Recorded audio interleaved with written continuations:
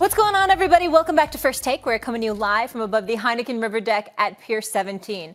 LeBron James said he's unaware of Hong Kong protesters trampling and burning his jersey. This coming after the King struck a nerve with his comments on China this week. LeBron was adamant that this will be the last time he'll address the turmoil between China and the NBA that resulted from Daryl Morey's tweet in support of Hong Kong. Here's the King yesterday.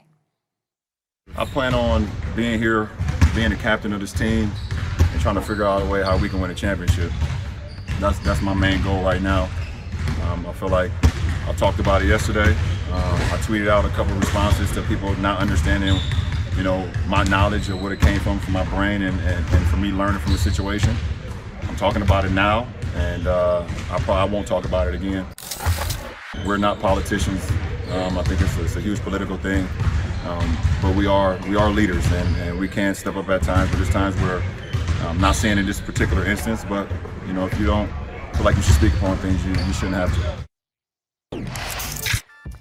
Here's an excerpt from esteemed columnist Christine Brennan in the USA Today. LeBron James is now a weakened messenger for whatever it is that he's going to be selling, be it products or politics. His significant voice has been diminished. This is that big of a development. It's rare that any athlete can become a quintessential 21st century cultural figure, equal parts sports superstar, and esteemed voice of a generation who throws that away in a few sentences. LeBron James, that's who. Jay Will back here with us. Wow. Stephen A., I'm going to start with you. Strong words there by Christine Brennan. How bad does this all look for LeBron? I don't think it's that bad. And allow me to explain. First of all, let me say that Christine Brennan is one of the best. One of the best in the business. I've known her for years, and I have profound respect for her. And I don't think that anything that she said is wrong when you're talking about mass appeal. But there are times when you compartmentalize things, and it's about black appeal, too. And so when you look at LeBron James speaking on this issue, let me be very, very clear about what I'm about to say. He was wrong to call Daryl Morey misinformed. Daryl Morey is not misinformed.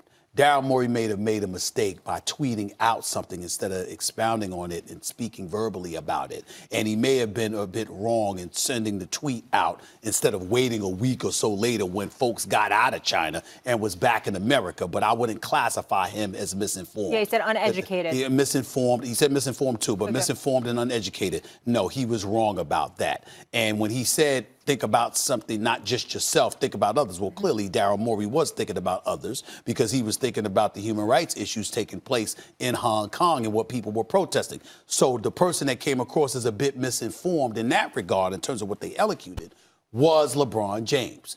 But where I come to LeBron James' defense is this insatiable appetite for folks to clamoring for him to speak out on this particular issue. This is a geopolitical issue.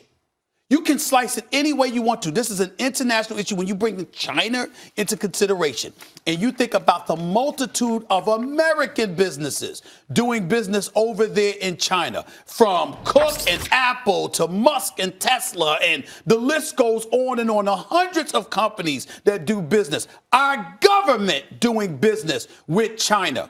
To ask this black man, that is LeBron James, even though he's an iconic brand and figure and all of that other stuff, to insist that we hear from him and then to meticulously go about the business of carving out every single word that he says and what he articulates and elocute and how proper or improper it was or whatever the case may be, it really rakes my nerves. And the reason why it rakes my nerves is for one simple reason.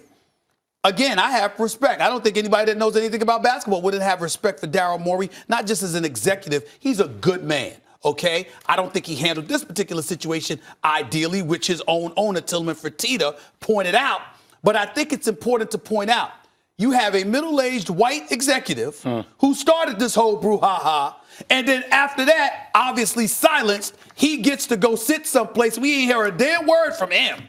But LeBron James is asked to speak on this issue. I just don't like it. I'm not saying that I understand that he has to speak on it because he is who he is, and people are saying, all right, James Harden spoke on it, and his words weren't ideal, and LeBron spoke on it, but it's like, damn, didn't really have anything to do with them, and now they're in the middle of it. I totally disagree with this point of view, and I've heard it in the media a lot. First of all, let me say, as I said yesterday, if it were an African American, you solely disagree with about the issue that Daryl Morey, the white executive, can go sit in the corner. He doesn't, and now the young black athlete has to. Okay. If Daryl Morey were an African American executive and tweeted out the exact same thing, and the best player in the NBA happened to be like Larry Bird right now, and he had tweeted things in the past like injustice anywhere is a threat to justice everywhere, and has been a social justice warrior when the cost was low, but now the cost is high, I would also want to hear from him. Now, I understand LeBron James has $1 billion of business in China or something like that. And I would probably be very careful with what I said for a lot less money than that. But there is a name for not standing up on principles that you've always stood up for in the past when money's on the line. It's called selling out. That's what this has to be called, because that's what it is. I'm not saying that I'm holding him to that I would reach the standard of not selling out, but that's what this is. And what do I mean by that? Daryl Morey sent out a tweet. He said, the tweet was, stand with the people of Hong Kong. What he's really saying is, I support freedom. That's all he's saying is, I support freedom. Now, the timing of the tweet, I agree with LeBron. Hey, our guys are over there. We have a lot of business there. But really what we're saying is, because we know the authoritarian Chinese government is so sensitive that saying I support freedom will have them cancel business, we're saying that we should respect that and respect the authoritarianism in the government, right? Essentially, so we're saying bad Daryl Morey. Bad Daryl Morey. And even now, it's still bad Daryl Morey. The issue of Daryl Morey's timing, et cetera, has been talked about. And then it moved eventually to LeBron, because anything that goes on in basketball, people want to hear from LeBron. Just as Daryl Morey, you could say, hey, how committed was he really to this? He sent out a tweet. That's a real quick hit of dopamine. You can virtue signal, low cost, send out a tweet. Oh, my God, look at the ramifications. Now he backs off. How committed was he really to it? But LeBron, by the same token, if a threat to justice anywhere, which includes China, if injustice anywhere is a threat to justice everywhere, if you tweeted that out, so was that just a low-cost virtue signaling for you too? Or do you really believe that? Because I thought he really believed it. I lost you after you called LeBron a sellout. I mean, I think those are really strong words for a guy that's really put himself at the forefront of a lot of things going on in this country. I think what would you call it? I think you're in a lose. I didn't call him a sellout, by the way, but you said that. I said it's called selling out, and I also said, Jay, that were I in the same situation for a lot less money, I might do the same thing. What is it called when you back off on principle for money? So no, well, maybe it's called recalibrating and rethinking your position on things. Even though, like, LeBron James is one of the most voice-like people that we've ever had in this country. But LeBron James is not bigger than the NBA.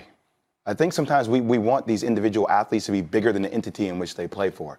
So if LeBron James were to say things at that given moment that would affect international business, that would affect the bottom line of a multi-billion-dollar league, there would be repercussions for LeBron in that regard. I'm not saying I condone LeBron not saying anything, because I think the optics of it look bad. I'm just saying it's easy for people out here to sit up here and say what they would do in that situation when they would never be in that position in the first place. Everybody's commentating, oh, you're a sellout, I would do this, I would do that. You don't know what you would do if you were in that situation. I just said I probably would do the same thing he's doing for a lot less money than $1 billion. But let me tell you what's going to happen with this. I hear you. I'm not going at you. I'm just saying my own perspective, my lane. This is going to be an ongoing issue for the NBA. This is the beginning of it. This is a traditional American-like company that is trying to build an international bandwidth. So there are issues happening in India.